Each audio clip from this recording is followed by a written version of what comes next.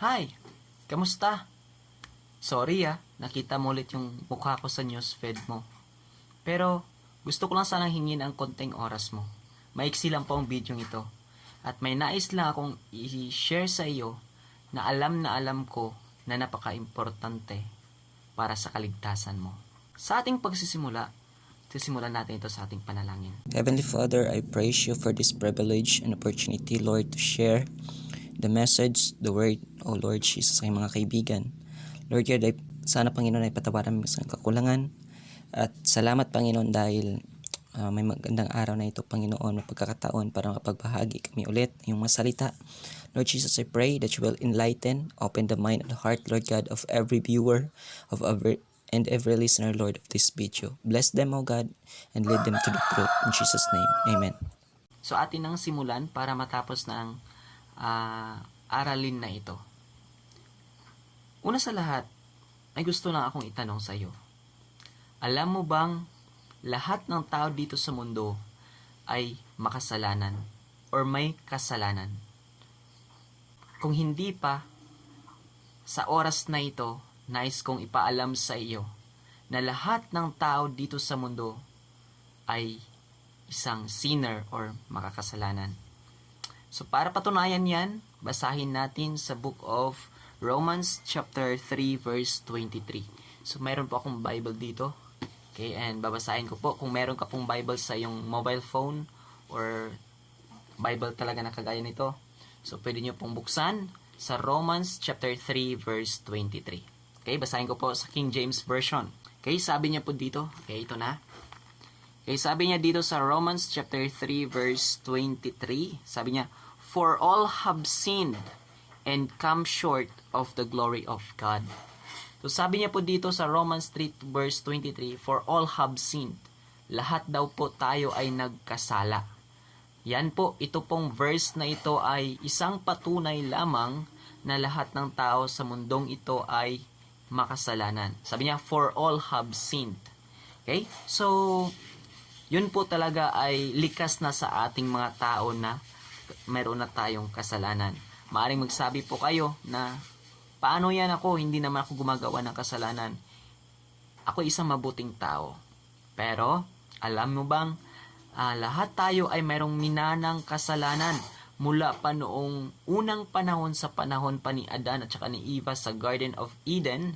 And doon po nanggaling kung paano nag-disobey yung ating forefather, okay, yung ating mga parents, no, pointing out sa Genesis chapter 3, yun si Adam at saka si Eve, kung paano sila nag-disobey. So nadamay po tayong lahat, okay, but buti na lang dahil kahit tayo ay may kasalanan, so binigyan tayo ng Panginoon ng pagkakataon para magkaroon din ng kaligtasan.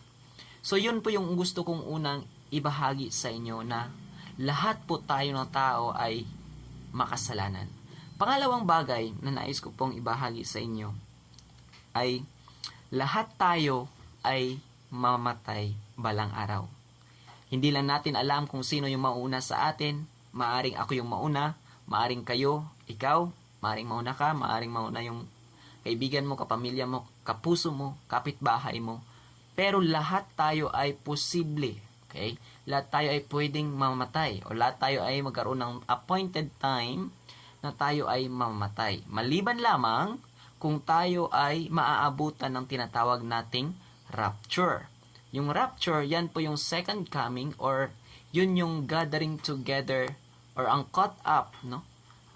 Na kukunin na ng Panginoon yung kaniyang mga tagasunod, yung mga nakasunod, okay, or nag-obey ng plano ng kaligtasan. So, napaka-bless kang tao kung ikaw ay hindi makaranas ng kamatayan. Hindi mo maranasan na mamatay, hindi mo maranasan na mailagay doon sa kabaong, okay, sa box na yon. Okay, you are blessed kung maabutan mo na ikaw ay buhay pa at saka mag-rapture. Pero, lahat tayo ay mamamatay kung wala pang rapture. So basahin natin sa Romans chapter 6 verse 23. Romans chapter 6 verse 23. Okay, again, sa Bible tayo nakabase. Romans chapter 6 verse 23, sabi niya po dito, For the wages of sin is death, but the gift of God is eternal life. So sabi niya dito, okay, yung kabayaran daw po ng ating kasalanan ay kamatayan. Kaya po lahat tayo ay pwedeng mamatay anytime, any moment from now. Maaring hindi mo matapos sa panood ang video ito, or hindi ko matapos ang video ito sa paggawa. Pero lahat po tayo ay may posibilidad na mamatay dahil yun sa ating kasalanan. Dahil yun sa kasalanan na ating minana mula pa sa panahon ni Adan at saka ni Eva. Sabi niya, for the wages of sin is death. Ang kabayaran daw po ng ating kasalanan ay ang kamatayan. And alam nyo ba na balang araw, pagkatapos na tayo ay mamatay, pagkatapos ng tao ay mamatay, mayroong hukom. Mayroon pong judgment day. Kaya basahin po natin yan sa Hebrews chapter 9 verse 27. Sabi niya po dito, and as it is appointed unto men once to die, but after this, the judgment.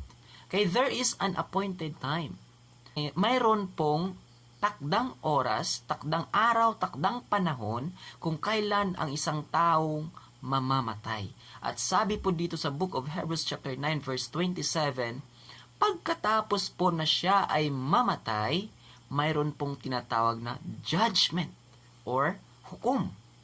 So kailangan natin na gumawa ng paraan para pagdating ng judgment time ay or ang paghukom ay tayo ay maliligtas or maliligtas yung ating kaluluwa. So ano ngayon? Okay, itong tanong, ano ngayon ang kailangan nating gawin, ang kailangan mong gawin, ang kailangan kong gawin para tayo ay magkaroon ng kaligtasan kung sakali man tayo ay mamamatay? So ang kasagutan po sa tanong na yan, kaibigan, ay makikita po sa aklat ng gawa or sa English, Book of Acts chapter 2 verse 38. Bali ito po yung plano ng kaligtasan itinuro ng kanyang disciples. This is Apostle Peter preaching in the day of Pentecost. Okay, basahin po natin. Acts chapter 2 verse 38. Sabi niya, then Peter said unto them, repent and be baptized every one of you in the name of Jesus Christ for the remission of sins, and ye shall receive the gift of the Holy Ghost. So sabi niya po dito mga kaibigan, sa Book of Acts, chapter 2 verse 38, ipinapaliwanag po dito ni Apostle Peter na ito ang kailangan nating gawin. Kaya kung ating sisimulan yan sa verse 37, sabi niya dito, and when they heard this, nang malaman nila sa verse 36 na si Jesus Christ pala yung Messiah na kanilang ipinako sa cross, yung kanilang puso ay parang itinusok ng ganon. Okay? Nasaktan sila. Okay? Nang malaman nilang si Jesus Christ pala yung Messiah na pinako nila sa cross. So nagtanong sila, ano yung gagawin namin? At ito po ang kasagutan ni Apostle Peter para sila ay maligtas. Para tayo ay mailigtas. Sabi niya, kailangan daw po natin na magsisi, that is repentance, pagsisisi ng ating mga kasalanan, saying sorry, confessing it to God, and forsaking those sins. And sabi niya pa dito, kailangan daw po natin na magbautismuhan sa pangalan ni Jesucristo para sa ano? Para maging member ng apostolic or kahit anong religion? No. Kailangan po nating mabautismuhan sa tubig sa pangalan ni Jesucristo para daw po, sabi dito sa scripture, na mapatawad po ang ating kasalanan. Okay? So, nais ko lang po i-stress out at gawing clear sa inyo na ang pagpabaptize po natin sa tubig sa pangalan ni Jesus ay hindi para tayo ay maging isang kasapi ng isang relihiyon. Okay? Yun po ay para sa kahugasan o kapatawaran ng ating mga kasalanan. At ipagpatuloy ko pa, and sabi niya dito, and ye shall receive the gift of the Holy Ghost. And kailangan daw po niya matanggap yung banal na Espiritu. Yung regalo ng Diyos, which is the Holy Ghost or the Holy Spirit. So mga kaibigan, Ito ang kailangan nating gawin para tayo ay makapag-escape or para tayo ay maging pasado sa tinatawag nating Judgment Day. Kailangan nating una, magsisi. That is for repentance. And pangalawa, kailangan natin naman na mabautismuhan sa pangalan ni Hesukristo para daw po mapatawad ang ating kasalanan based on the scripture. And pangatlo, kailangan din nating matanggap yung regalo ng Diyos. Sino ba naman sa atin ang ayaw sa regalo? Diba? Lahat tayo ay gusto ng regalo. At itong regalo ay napaka-espesyal dahil hindi lahat ay nabigyan na nito. Kaya kaibigan, I am urging you, I am encouraging you na kailangan mo tong sundin. Kailangan mo tong gawin para maligtas rin ang iyong kaluluwa. At yan po ang kailangan nating gawin para tayo ay maligtas. Repent, be baptized in the name of Jesus Christ. Bawat isa sa atin, for the remission of our sins, and you shall receive the gift of the Holy Ghost. Bali, yan po ang gagawin natin para magkaroon tayo ng kaligtasan. And then, pagkatapos mo pong nagawa ang tatlong ito, ang kasunod po ay we need to serve God faithfully until His coming. Until the rapture na na-mention ko po kanina. Okay? Maliwanag po ba? And bago po tayo mag-end, minsan na akong naglakad, nautusan ako ng nanay. At habang ako'y naglalakad, mayroong poste ng kuryente na bumagsak. Okay? Bumagsak siya. Malapit na malapit ako, pero hindi ako natamaan. And sigurado naman ako na yun ay protection ng Panginoon. Okay? Siguro kung nabagsakan ako ng posting yun, wala na siguro ako ngayon para gawin ang video ito para ibahagi sa iyo ang katotohanan na ito.